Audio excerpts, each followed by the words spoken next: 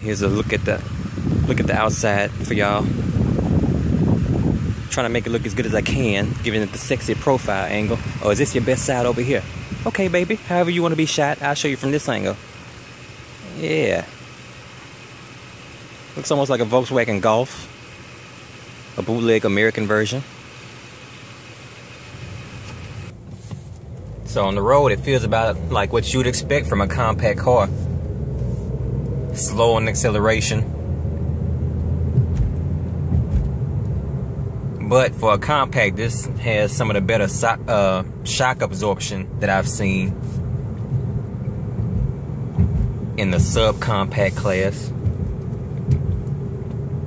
I'm going over some bumps and it's handling them way better than what I've experienced in some of the Yaris's or Versas. You got a nice big digital speedometer reading that shows your fuel and mileage.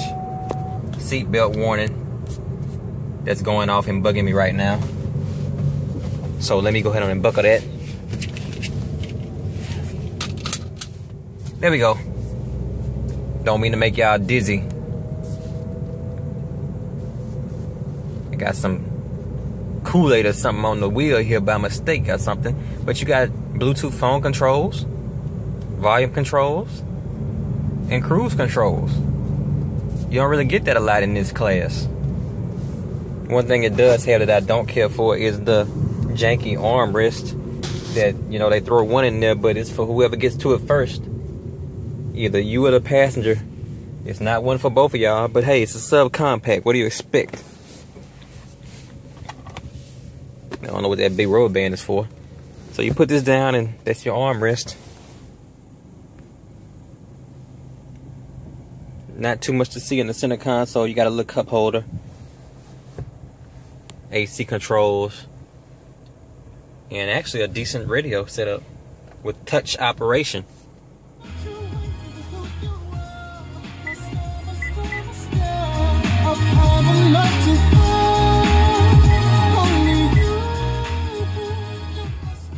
I hate that kind of music. Now, the speakers are actually pretty decent in this thing. That's some of the better sound I've heard come out of a subcompact vehicle as well. The engine is loud and noisy during acceleration. And that digital setup is kind of a double-edged sword. I mean, it's nice, it's futuristic, it's techy. But I sometimes prefer slurring my words. I took a little pain medication. My back was hurting. Anyway, I sometimes prefer the speed and convenience of just a standard knob where I can just go crank that up instead of, let me turn that sound up. Boop, boop, boop, boop, boop, boop, having to wait.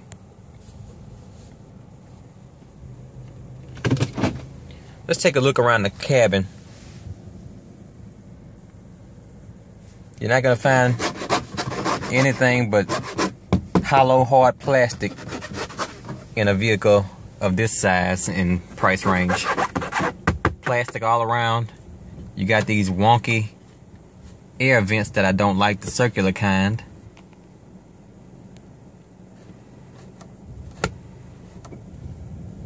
You do have automatic lights though. Of course, the automatic lights mean you set it to auto and they go on and off automatically. As the light from the day dims, your lights are cut on by themselves. The console isn't too bad looking. It's just, you can tell it's cheap looking in plastic. This particular model of the Sonic has leather wrapped seats. And you got pretty decent leg room for the front riding passengers. And a basic climate control setup.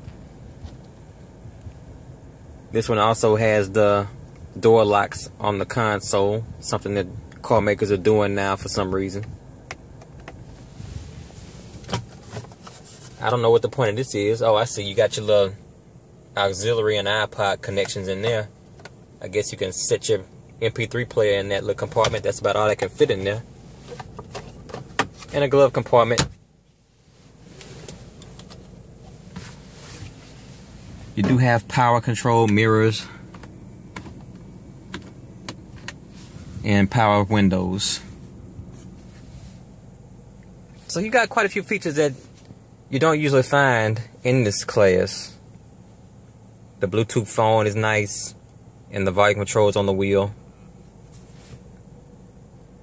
So, let me give y'all the patented backseat cabin view.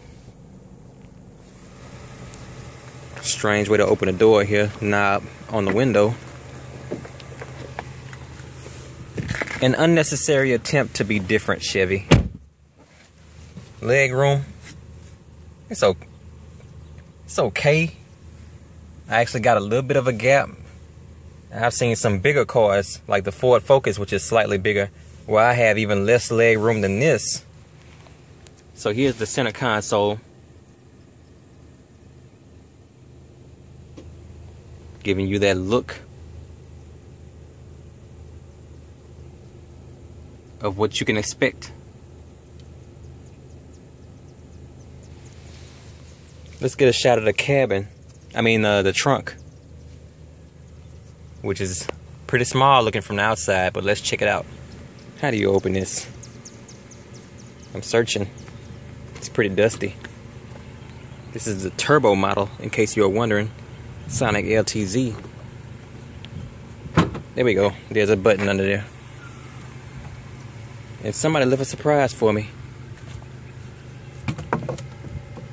So, you got a little bit of room back there, but not much. Not much at all. If you're gonna go shopping in this thing for groceries, I hope you're single. Now I gotta be real with y'all for a second. We've seen the outside, we've seen the inside, we've seen the trunk. You got my patented cabin view. But we can't deny the fact that GM has been having some bad publicity lately concerning ignition switches and random recalls. Recall city with GM. You know, personally, I was impressed with the way they revamped their products and the way they were looking. But I just can't recommend a GM car right now and feel comfortable recommending it. Because people are dying, man. And until they get these kinks worked out and clear up this recall business, Chevy, I can't recommend you.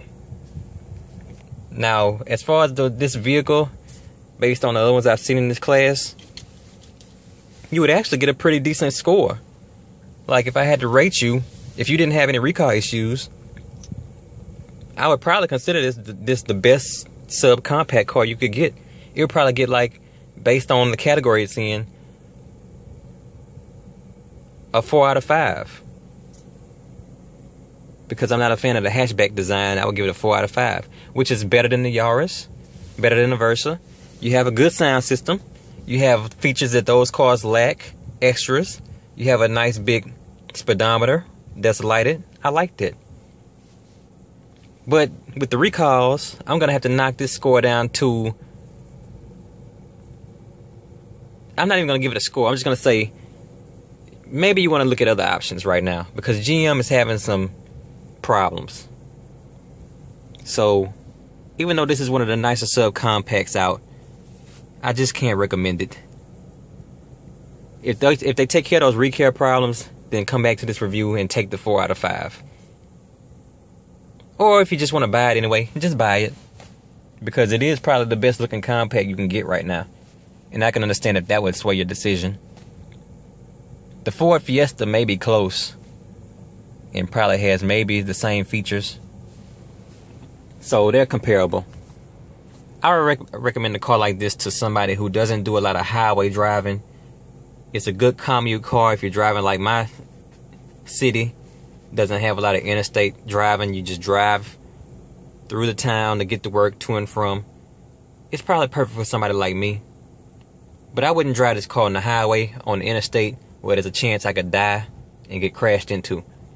So I would recommend this car for somebody who does just a commute type of driving style. You're not really on the interstate. You're not doing long road trips. So there's no risk of you getting smashed into by